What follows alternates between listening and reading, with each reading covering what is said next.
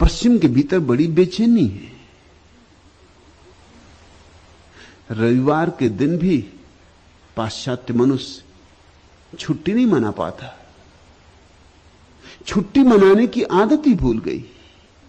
काम और काम और काम, काम पर इतना जोर दिया है कि काम को भगवान बना दिया,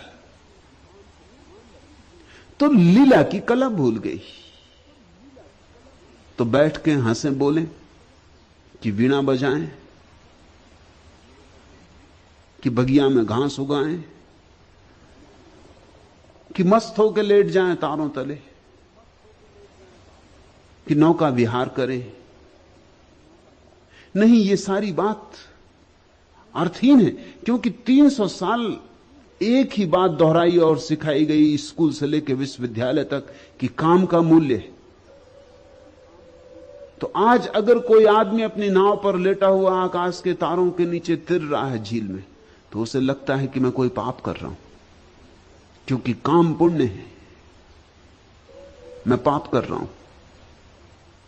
एक अपराध भाव पैदा हो गया है सुख के क्षण में। जब भी तुम सुखी होते हो तुमको लगता है कुछ तुम गलती कर रहे हो, कुछ भूल कर रहे हो।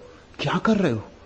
गीत गुनगुना रहे हो, कंठ में ही दबा देना चाहते हो गीत को। इससे क्या होगा? तर्क उठाते, गणित खड़ा हो जाता है। इससे क्या होगा? इससे क्या लाभ है? क्यों ये बांसुरी बजा रहे हो? कुछ काम करो।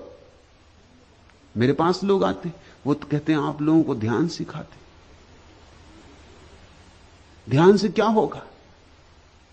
कुछ काम सिखाइए। काम की उपयोगिता है, और मैं नहीं कहता कि काम छोड़ दो, मगर मैं तुमसे यह कहना चाहता हूं कि काम की उपयोगिता यही है कि तुम बेकाम क्षणों में आनंदित हो सको। काम का उपयोग यही है कि तुम निष्काम हो सको। 6 दिन तुम जो बाजार में मेहनत करते हो वो इसीलिए ताकि 7वें दिन पांव पसारो, धूप में लेटो, कि वृक्ष की छाया तले बैठो, कि फूलों से बात करो, कि चांतारों से गुफ्तगू हो, कि मस्ती के गीत गाओ, कि पैरों में घूंघर बांधो और नाचो। यह लक्ष्य था 6 दिन मेहनत करने का। और जब 5 दिन मेहनत करने से काम चल जाए तो 5 दिन मेहनत करना, 2 दिन नाचना। जब 4 दिन मेहनत करने से काम चल जाए तो 3 दिन, ऐसे घटाते जाना। काम को तो घटाते जाना है, विश्राम को बढ़ाते जाना है। विश्राम लक्ष्य है। जिनके जीवन में विश्राम नहीं है, ध्यान नहीं, उनके जीवन में विक्षिप्तता आनी शुरू हो जाती। जैसे ही काम पूरा हुआ उनकी समझ में नहीं आता आप क्या करें। अगर पश्चिम में बहुत लोग पागल हो रहे हैं तो उसका कारण है काम के दिन तो समाप्त हो गए, काम पूरा हो गया, काम को ही जीवन समझा। अब जीवन समझ में नहीं आता कि और जीवन क्या हो सकता है। बहुत लोग आत्महत्या कर रहे हैं, उसका कारण भी वही है। क्या सार है अब जीने का? अब धन को जोड़ जोड़ के इकट्ठा कर लिया, अब कितना जोड़ते जाएं? ये भूल ही गए कि धन किस लिए जोड़ते थे। धन जोड़ते थे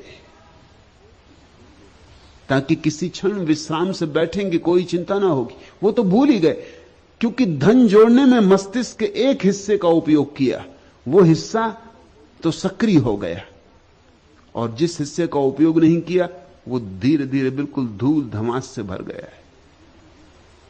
वाम मार्ग का अर्थ होता है जीवन का लक्ष्य काम नहीं है, विश्राम।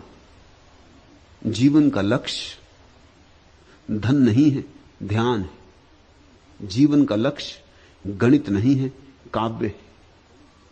जीवन का चरम शिखर विज्ञान से उपलब्ध नहीं होगा, धर्म से उपलब्ध होगा। सदा से वाम मार्ग निंदा का शब्द रहा, और अतीत में तो स्वभाव था, कारण भी थे। क्योंकि जितने तुम पीछे जाओगे उतनी दुनिया दीन थी, दरिद्र थी, साधन नहीं थे। उन दीन दरिद्रता के दिनों में अगर लोगों ने काम को बहुत बहुमूल्य दिया, बहुत कीमत दी, स्वाभाविक मालूम होता है। और जिन लोगों ने काम की जगह विश्राम को मूल्य दिया, उनसे अगर समाज ने विरोध किया तो कुछ आश्चर्य नहीं।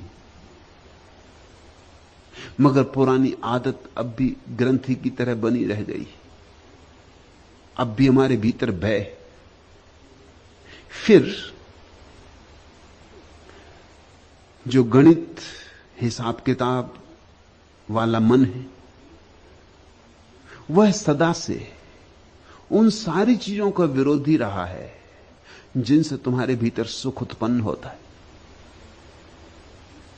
वो स्वाद का विरोधी तो वो अस्वाद का व्रत सधवाता है। सौंदर्य का विरोधी तो वो कुरूपता को आध्यात्मिक बना लेता है। वह स्वास्थ्य का भी विरोधी, क्योंकि स्वास्थ्य भी शारीरिक सुख है। जर्मनी के एक प्रसिद्ध विचारक काउंट केसरलिंग ने भारत की यात्रा के बाद अपनी डायरी में लिखा कि भारत जाके मुझे यह अनुभव हुआ कि बीमारी में एक आध्यात्मिकता है, स्वास्थ्य में एक तरह की नास्तिकता है, क्योंकि स्वास्थ्य शरीर का होता है। इसलिए आध्यात्मिक व्यक्ति को स्वास्थ्य का रस नहीं लेना चाहिए, वो तो देह का दुश्मन है। इसीलिए प्रेम का दुश्मन हो गया संसार, क्योंकि प्रेम बड़ा सुख है।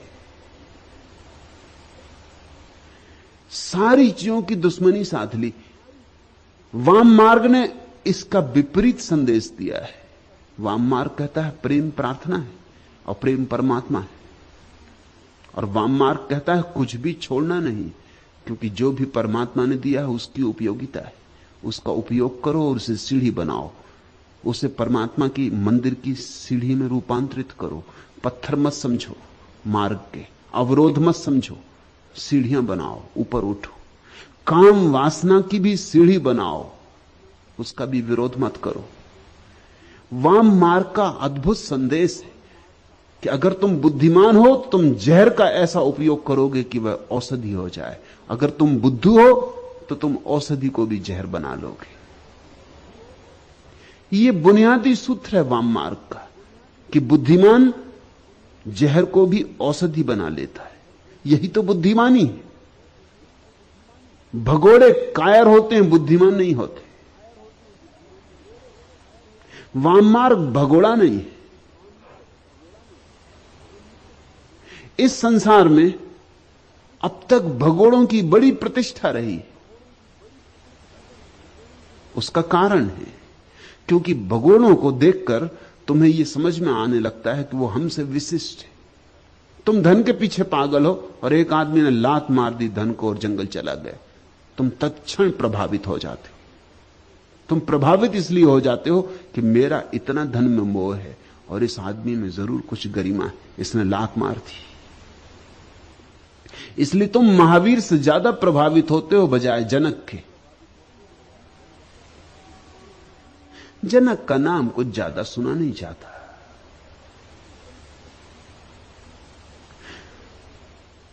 तुम बुद्ध से ज्यादा प्रभावित हो जाते हो क्योंकि वो राजमहल छोड़ के जाते। तुम कृष्ण की अगर प्रशंसा भी करते हो तो थोड़े दबे दबे कंठ से, थोड़े डरे डरे, थोड़े भयभीत। अगर लोग कृष्ण की प्रशंसा भी करते हैं तो गीता वाले कृष्ण की करते हैं।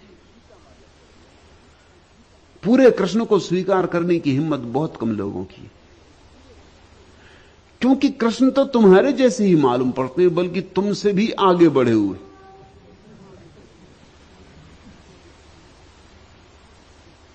तुम किसी तरह अपने को समझा लेते हो कि चलो वे भगवान थे, किया होगा, नाचे होंगे गोपियों के साथ, मगर यह आदमी के लिए शोभा नहीं देता। तुम शायद कृष्ण को भगवान कह के बच जाना चाहते हो। तुम एक बहाना खोजते हो। तुम्हारा चित्त तो गड़बड़ होने लगता है, तुम्हें बेचैनी होने लगती। मैं एक घर में मेहमान था, एक हिंदू परिवार में। संभ्रांत परिवार है, कुलीन परिवार है। कोई 10-12 साल पहले की बात, मेरी किताब संभोग से समाधि की ओर छपी थी। वे बड़े बेचैन थे। उन्होंने मुझसे कहा कि आप नाम कम से कम कोई और रखते थे।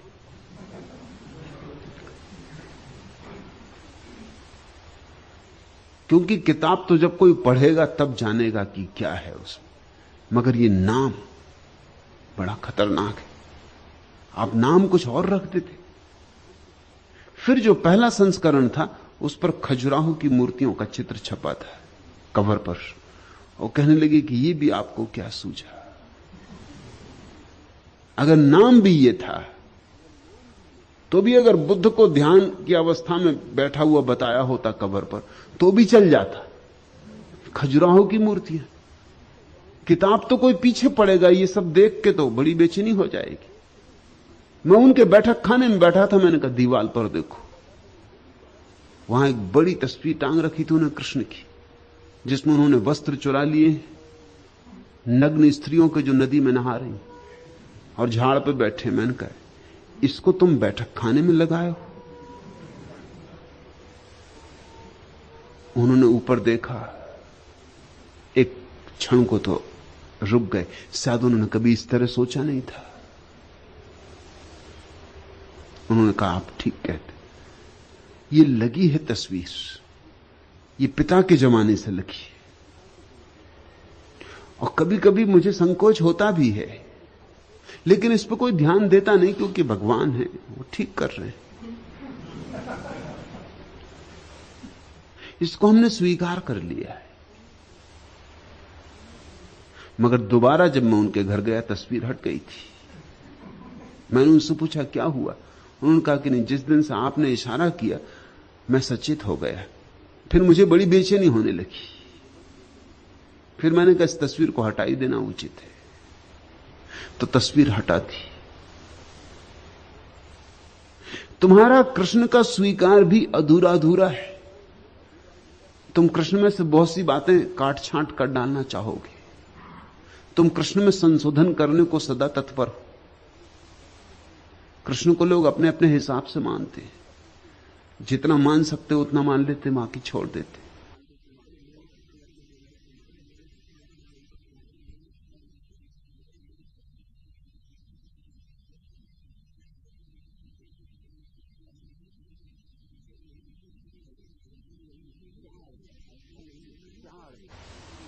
क्या अड़चन है? अड़चन यही है कि महावीर तो तुम्हें साफ अपने से विपरीत जाते मालूम पड़ते। तुम सम्मान दे सकते हो क्योंकि तुम्हें मालूम अपने लोभ का, अपने काम का, अपने क्रोध का, अपनी लिप्सा का तुम्हें पता है, और ये उसको छोड़ के जा रहे हैं। विशिष्ट हैं, अब कोई प्रमाण की जरूरत नहीं। लेकिन कृष्ण ये वहीं खड़े, उसी संसार में जहां तुम खड़े हो। कृष्ण को पहचानने के लिए बड़ी गहरी आंख चाहिए। महावीर को पहचानना अंधे के भी बस की बात है, कोई अड़चन नहीं। अंधा भी पहचान लेगा कि ठीक सब छोड़ के चले गए, लेकिन कृष्ण को पहचानने के लिए तो जब तक भीतर की आंख न खुली हो तब तक पहचान मुश्किल है। क्योंकि वो वहीं खड़े, भेद तो कुछ भी नहीं, ऊपर से भेद नहीं है, भीतर से भेद है। तो जब तक भीतर देखने की क्षमता ना हो तब तक तुम कृष्ण को न समझ पाओगे। कृष्ण वाममार्गी, इसलिए जैनों ने कृष्ण को नरक में डाला है, अपने पुराणों में नरक में डाल दिया है। वाममार्गी, और क्या वाममार्ग होगा? जीवन का सहज स्वीकार, उत्साहपूर्वक स्वीकार, स्वागतपूर्ण स्वीकार, जीवन को उसकी समग्र विधा में जीने की क्षमता, साहस। जीवन में कुछ भी बुरा नहीं। अगर कांटे भी हैं तो फूल की रक्षा के लिए तत्पर है। इसलिए जीवन में जो भी है सुंदर है, और अगर किसी चीज का सौंदर्य हमें दिखाई नहीं पड़ा है तो हमारी कहीं भूल चूक हो रही। परमात्मा असुंदर बना कैसे सकता है? परमात्मा ही प्रकट हुआ है सारे रूपों में। काम में भी राम ही छिपा है। इतना साहस बहुत कम लोग जुटा पाते, इतनी दृष्टि भी नहीं होती। इसलिए तरु तंत्र, वाममार्ग, अघोरपंथ, नाथपंथ जैसे नामों से लोग डरने लगे। इसलिए क्योंकि ये तुम्हारी व्यवस्थित रूढ़ी को छिन्न भिन्न कर देते। ये प्यारे नाम गालियां बन गए। किसी को वाममार्गी लोग कह देते हैं, बस खत्म हो गया मामला। फला आदमी वाममार्गी, मतलब तुमने उसका खंडन कर दिया। अब और खंडन करने की जरूरत नहीं। अब वो क्या कहता है, क्यों कहता है, इस तर्क और विस्तार में जाने का प्रयोजन नहीं। वाममार्ग का लेबल लगा दिया, वो आदमी खत्म हो गए। अघोर पंथ, अघोर जैसा प्यारा शब्द गाली बन गया। किसी को अघोरी कह तो वो लड़ने को तैयार हो जाता। लोग अघोरी कहते ही किसी को तभी जब उनको गाली देनी होती। अघोर शब्द का अर्थ समझते हो? अघोर का अर्थ होता है सरल। किसी को घोरी कहो तो गाली हो सकती। घोर का अर्थ होता है जटिल। कहते ना घोर घमासान, खूब भयंकर युद्ध हुआ तो उसको कहते हैं घोर घमासान। जटिल, उलझा हुआ तो घोर। अघोर का अर्थ होता है सरल, बच्चे जैसा निर्दोष। लेकिन लोग अघोरी गाली देना चाहते तब कहते हैं, लोग कहते हैं मोरारजी देसाई अघोरी, क्योंकि जीवन जल पीते। अघोरी उनका मतलब यह है कि गाली दे रहे हैं वो। अघोर तो सिर्फ थोड़े से बुद्धों के लिए उपयोग में लाया जा सकता है। गौतम बुद्ध अघोरी, कृष्ण अघोरी, क्राइस्ट अघोरी, लाओत्सु अघोरी। ऐसे लोगों के लिए ही सिर्फ उपयोग में लाया जा सकता है। गोरख अघोरी, सरल, निर्दोष, सीधे साधे, इतने सरल कि गणित जीवन में है ही नहीं। हिसाब किताब लगाने का भाव ही चला गया है। तुम तो जिसको धार्मिक कहते हो वो भी हिसाब किताब लगाता है। वो देखता है कि इतने उपवास करूं तो स्वर्ग मिलेगा, इतने व्रत रखूं तो स्वर्ग मिलेगा, इतना दान करूं तो स्वर्ग मिलेगा। ये सब हिसाब किताब है। इस दान में भी बाजार है, इस दान में भी व्यवसाय है, सौदा है। इस पुण्य में भी छिपा हुआ पाप है। अघोरी का अर्थ होता है सरल सीधा, जिसके जीवन से हिसाब किताब समाप्ति हो गया, जो बच्चों की भांति जीता है। यह तो परम अवस्था है, परमहंस अवस्था है अघोर। मगर ये गालियां बन गई दुर्भाग्य से। नाथपंथ, गोरखनाथ और उनके गुरु मच्छंदर नाथ के कारण तंत्र की ये शाखा नाथ पंथ कहलाने लगी। भाव बड़ा प्यारा है।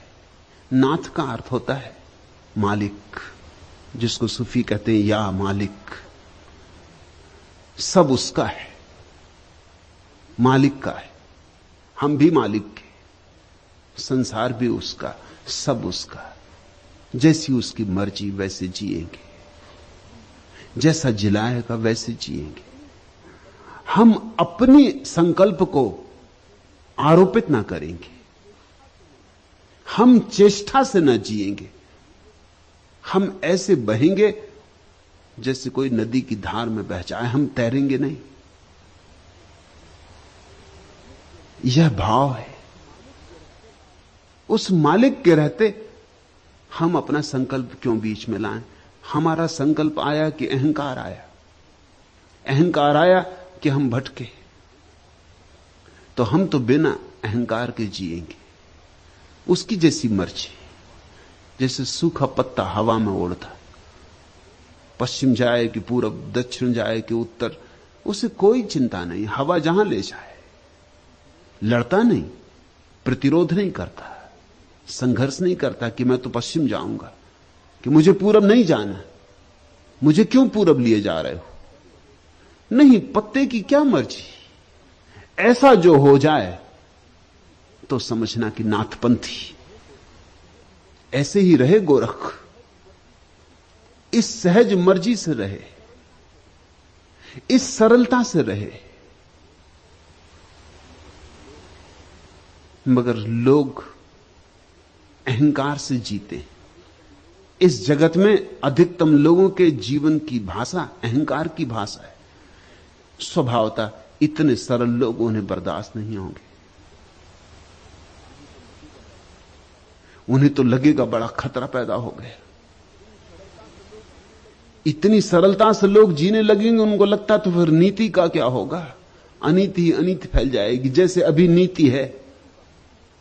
ये बड़े मजे की बातें, लोग इस तरह की बातें करते हैं जैसे कि अभी नीति है फिर अनीति फैल जाएगी। कहां है नीति? कैसी नीति? नीति के नाम पर पाखंड है। थोथे मुखौटे लगाए लोग बैठे, झूठे मुखौटे लगाए लोग बैठे। नीति कहां है? लेकिन लोग समझते हैं कि अगर सब लोग सरल होने लगे, सहज जीने लगे, स्वाभाविक होने लगे और कहा कि जैसी परमात्मा की मर्जी, तो फिर नीति खंडित हो जाएगी। बात उल्टी ही है। लोग संकल्प से जी जी के अनैतिक हो गए। मनुष्य से ज्यादा अनैतिक और कौन है इस पृथ्वी पर? मनुष्य से ज्यादा हिंसक और कौन है इस पृथ्वी पर?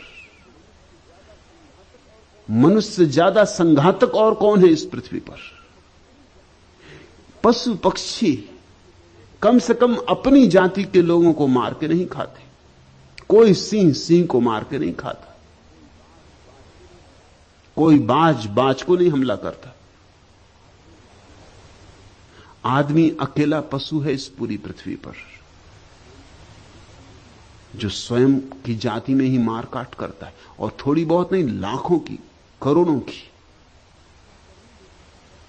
हत्या करने में ऐसा रस और बड़ा मजा है। इसको भी नैतिक जामा पहना दिया जाता है। इसको कहते हैं जिहाद। धर्मयुद्ध हो रहा है, धर्मयुद्ध हो रहा है तो फिर मारो, फिर कोई हर्जा नहीं। जितने मारे उतना ही लाभ है, जितने मारे उतना स्वर्ग निश्चित है। लोग जिहाद कर रहे हैं, धर्मयुद्ध कर रहे हैं सदियों से, एक दूसरे को काट रहे हैं परमात्मा के नाम पर। काटना है उन्हें, नाम कोई भी हो। कभी राजनीति के नाम पर काटते, कभी धर्म के नाम पर काटते, कभी सिद्धांत के नाम पर, कभी शास्त्र के नाम पर। ये सब बहाने। काटना लक्ष्य है, बिना काटे मन नहीं मानता। ये कैसा मनुष्य हमने पैदा किया है? ये कैसा रुग्ण चित्त मनुष्य हमने पैदा किया है? काम वासना से जल रहे हैं लोग। उनके भीतर काम वासना के सिवाय और कुछ भी नहीं भरा है, दबा दबा के बैठ गए। इसलिए जब भी कोई कहता है काम वासना को सहजता से स्वीकार करो, वह भी प्रभु की देन है, तो उनके भीतर बहुत घबराहट हो जाती, क्योंकि वो जानते हैं अगर उन्होंने सहजता से स्वीकार किया तो सब गड़बड़ हो जाएगा। वो इतना दबा के बैठ गए हैं कि करीब करीब एक ज्वालामुखी उनके नीचे जल रहा है। अब वो सहजता से कैसे स्वीकार करें? ऐसा ही समझो कि कोई आदमी जिंदगी भर उपवास करता रहा है, भूखा मरता रहा है, और तुम उससे कहो कि भाई भूख को सहज स्वीकार करो, जब भूख लगे तो भोजन कर लो, एकदम घबरा जाएगा। वो कहेगा अगर मैंने सहजता से स्वीकार किया तो मैं चौके से कभी बाहर निकलूंगा ही नहीं, क्योंकि मैं जानता हूं अपने को कि 24 घंटे में भोजन की ही सोचता हूं। उपवासी आदमी सोचते ही 24 घंटे भोजन की, तो फिर तो मैं निकल ही ना सकूंगा चौके से, फिर तो मुझे वहीं बैठा रहना पड़ेगा। हालांकि तुम हैरान होगे कि ये क्या कह रहे हो तुम। जो लोग भोजन करते हैं वो चौके में नहीं बैठे रहते 24 घंटे, मगर तुम उस आदमी की बात भी समझो, वो भी बेचारा ठीक कह रहा है। वो 24 घंटे भोजन की ही सोचता है। उपवास करने वाला सोचते ही भोजन की है। इसलिए मेरे जैसे व्यक्ति जब जीवन को सरल करने की बात करते हैं तो बड़ी बेचैनी फैल जाती, बड़ी घबराहट फैल जाती। यहां दमित प्रकार के लोग कभी कभी आ जाते, उनको बहुत घबराहट हो जाती, क्योंकि वो जानते अगर मैं जो कह रहा हूं वह ठीक है तो उनके भीतर दबे हुए रोग एकदम से प्रकट हो जाएंगे, जिंदगी भर दबाए रोग एकदम से प्रकट हो जाएंगे, वो विक्षिप्त हो जाएंगे, वो नहीं बर्दाश्त कर सकेंगे। इस घबराहट से बचने के लिए वो मेरे विपरीत हो जाते, मेरे विरोधी हो जाते। मेरे विरोधी होने में कारण मैं जो कह रहा हूं उसका सत्य इतना खतरनाक उन्हें मालूम होता है। खतरनाक इसलिए नहीं मालूम होता कि सत्य खतरनाक है, खतरनाक इसलिए मालूम होता है कि अब तक वे इतने असत्य में जिए और अब उस असत्य को छोड़ने में बड़ी मुश्किल मालूम होती, और वो छूटेगा तो जीवन भर का जो बांध था वो टूट जाएगा। उनके जीवन में संयम नहीं है, संयम का सिर्फ थोथा आग्रह। जो आदमी वस्तुतः संयमी है, जिसने वस्तुतः जागृत होकर सम्यक रूपेण अपनी काम वासना का अतिक्रमण किया है, उसे कुछ भी अंतर ना पड़ेगा, उसे मेरी बात में जरा भी कुछ विरोध ना दिखाई पड़ेगा। जिसको मेरी बात में विरोध दिखाई पड़ता है वो केवल खबर दे रहा है अपने रुग्ण चित्त की, मगर वो सोचता है कि वो मेरे खिलाफ कुछ कह रहा है। फ्रायड के खिलाफ बड़ा प्रचार हुआ सारी दुनिया में, लेकिन फ्रायड जीवन के सीधे साधे सत्यों की बात कर रहा था। फ्रायड वाममार्गी, फ्रायड ने दबाए हुए मनोवेगों को पुनः गतिमान करो इसका संदेश दिया। सारी दुनिया में विरोध हुआ, सारे धर्मों ने विरोध किया। विरोध इसलिए किया कि तुम्हारे नीचे की जमीन खिसक गई, तुम सब गलत हो जाओगे अगर फ्रायड सही है, और यही उचित है कि तुम अपने को ही सही सिद्ध करते रहो। फिर तुम्हारी भीड़ है, भीड़ तुम्हारे साथ है, सत्य सदा अकेला है, असत्य बहुत प्राचीन है, भीड़ उनके साथ राजी है, भीड़ ने इतने दिन तक उनके साथ दिया है। भीड़ की सारी न्यस्त स्वार्थ की व्यवस्था उनसे जुड़ गई, तुम एकदम घबरा जाते हो, तुम एकदम भयभीत हो जाते हो, अपने भय से, अपनी घबराहट से तुम विरोध करने लग जाते हो। लेकिन सत्य ऐसे हारता नहीं, सत्य बार बार लौट आता है, वाम मार्ग लौट लौट के आता रहेगा। तंत्र की बार बार घोषणा होगी जब तक कि मनुष्य सहज नहीं हो जाता। जिस दिन मनुष्य सहज हो जाएगा उस दिन तंत्र की कोई जरूरत न रह जाएगी, तंत्र सिर्फ औषधि है। वाम मार्ग, वो जो उल्टे चल पड़े हैं लोग, उनको रास्ते पे लाने के लिए सिर्फ एक उपाय है। जो रास्ते पे आ गया वो ना तो दाएं का होता ना बाएं का होता, दाएं बाएं दोनों उसके होते, वो किसी का नहीं होता। उसकी अवस्था अतिक्रमण की होती, वो दोनों के पार चला गया होता है। पूछा तूने तंत्र, वाम मार्ग, अघोर पंथ, नाथ पंथ जैसे नामों से लोग क्यों डरते? डरने का कारण है तुम इतनी बारूद लिए बैठे हो अपने भीतर की, जरा सी चिंगारी सत्य की जाएगी विस्फोट हो जाएगा। तुम चिंगारी से डरोगे नहीं तो क्या करोगे? जब तुम अपनी बारूद को गिराने को राजी हो जाओगे तब तुम्हें चिंगारी से कोई भय न रह जाएगा। तुम डरते उसी बात से हो जिस बात से तुम्हारे भीतर बेचैनी पैदा होती, और सत्य बड़ा बेचैन करता है। अगर असत्य के साथ आग्रह पूर्वक संबंध बना लिए हो, अगर असत्य के साथ भांवर डाल ली है, तो सत्य बहुत बेचैन करता है। मुल्ला नसरुद्दीन की शादी हुई तो जैसा मुसलमानों में रिवाज है, सुहागरात पत्नी ने मुल्ला के सामने अपना घूंघट उठाया, बुर्का उठाया। मुल्ला ने पहले दफे पत्नी देखी, पहले तो देखी नहीं थी, एकदम निराश होकर रह गया। इससे ज्यादा बदशक्ल स्त्री उसने जीवन में देखी नहीं थी। रिवाज के अनुसार पत्नी ने पूछा कि मैं किस किस के सामने बुर्का उघाड़ सकती हूं। तो मुल्ला ने कहा, तू किसी के सामने उघाड़, बस मेरे सामने मत उघाड़। दुनिया भर के सामने उघाड़, तुझे जिसके सामने उघाड़ना हो उघाड़, मेरे सामने भर मत उघाड़ना।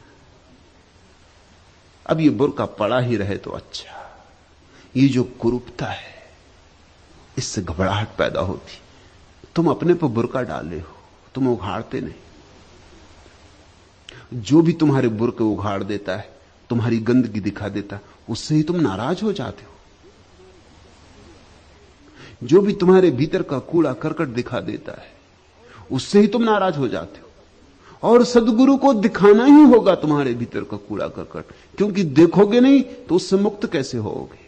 तुम्हारे भीतर की व्यर्थता जो तुम संग्रहित करके बैठे हो, जिसकी छाती पे सवार हो, अगर उससे तुम्हारा छुटकारा ना होगा तो तुम उसी में डूबोगे, उसी में डूबोगे। वही तुम्हें डुबाने का कारण हो जाए। तुमने छाती पे पत्थर बांध रखे, उन पत्थरों को हटाना ही होगा। हालांकि तुम सोचते हो वो पारस पत्थर है, वही तुम्हें डुबा रहे हैं।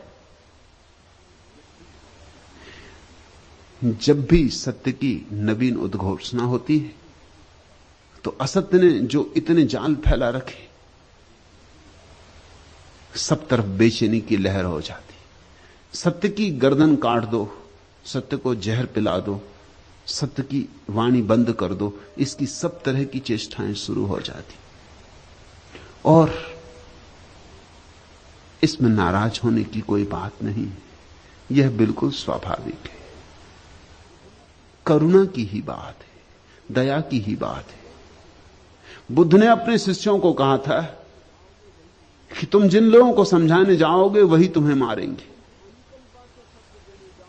तुम अनुकंपा से सत्य देने जाओगे, वही तुम पर पत्थर फेंकेंगे। तो नाराज मत होना, उनकी भी मजबूरी है। वे भी क्या करें? सदियों सदियों तक उन्होंने जो सत्य माना था, तुम उसे तोड़ने आ गए। तुम उनका भवन हिलाने लगे। इसी भवन को उन्होंने अपनी सुरक्षा समझा था, तुम उनकी दीवारें गिराने लगे। तुम उनके बुर्के उठा के उनकी कुरूपता दिखाने लगे। वो नाराज होंगे। एक शिष्य जाता था पूर्ण यात्रा पर बुद्ध का संदेश लेकर। बुद्ध ने पूछा, तू कहां जाएगा? बिहार का एक हिस्सा था सूखा। उसने कहा कि सूखा, अब तक कोई भिक्षु नहीं गया, मैं वहां जाऊंगा। बुद्ध ने कहा, वहां तू न जा तो अच्छा, उस इलाके के लोग बड़े खतरनाक हैं, इसलिए अब तक कोई भिक्षु वहां गया नहीं। वे तुझे गालियां देंगे तो तुझे क्या होगा? तो पूर्ण ने कहा, वो मुझे गालियां देंगे तो मैं अपने को धन्यभागी समझूंगा कि सिर्फ गालियां देते हैं, मारते नहीं।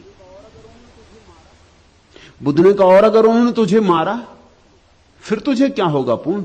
तो पूर्ण ने कहा कि मैं धन्यभागी समझूंगा अपने को कि मारते ही हैं, मार नहीं डालते। बुद्ध ने कहा, एक सवाल और, अगर वो मार ही डाले तो मरते मरते तुझे क्या होगा? तो पूर्ण ने कहा कि और क्या होगा, यही कि कितने भले लोग हैं कि उस देश से छुटकारा दिला दिया जिस देश में रहता तो शायद कोई भूल चूक हो जाती। अब भूल चूक ना हो सकेगी। उस देश से छुटकारा दिला दिया जिसमें रहता तो शायद कहीं पैर गलत रास्तों पर पड़ जाते, कुछ से कुछ हो जाता, भटक जाता। उस देश से छुटकारा दिला दिया। उनके प्रति अनुकंपा से भरा हुआ मरूंगा, उनके प्रति कृतज्ञता से भरा हुआ मरूंगा। बुद्ध ने कहा, फिर तू जा, फिर तू कहीं भी जा, तू जहां भी जाएगा वहीं तू मित्र पाएगा, क्योंकि तुझे अब शत्रु दिखाई नहीं पड़ सकता। नहीं दिखाई पड़ने से शत्रु नहीं हो जाता, ऐसा नहीं है। मगर जिसको शत्रु दिखाई पड़ना बंद हो जाता है, वही सत्य की उद्घोषणा कर सकता है। शत्रु तो होंगे पैदा, तत्क्षण पैदा हो जाएंगे। सत्य के शत्रु निरंतर पैदा होते। हमारी इतनी समझ कहां कि हम सत्य को पचा पाएं, इतनी छाती कहां हमारी बड़ी कि हम सत्य को अपने भीतर समाविष्ट करें, अपने भीतर मेहमान बन जाने दें। हम आतिथ्य बने सत्य के, सत्य अतिथि बने, इसकी हमारी पात्रता कहां। इसलिए निरंतर यह होता रहा, निंदा होती रही, उपेक्षा होती रही, मगर सत्य अपनी उद्घोषणा बार बार करता रहा है। और मैं तुमसे कहता हूं कि सत्य आता है मस्तिष्क के दाएं हिस्से से, जो बाएं हाथ से जुड़ा है। हिसाब किताब आता है मस्तिष्क के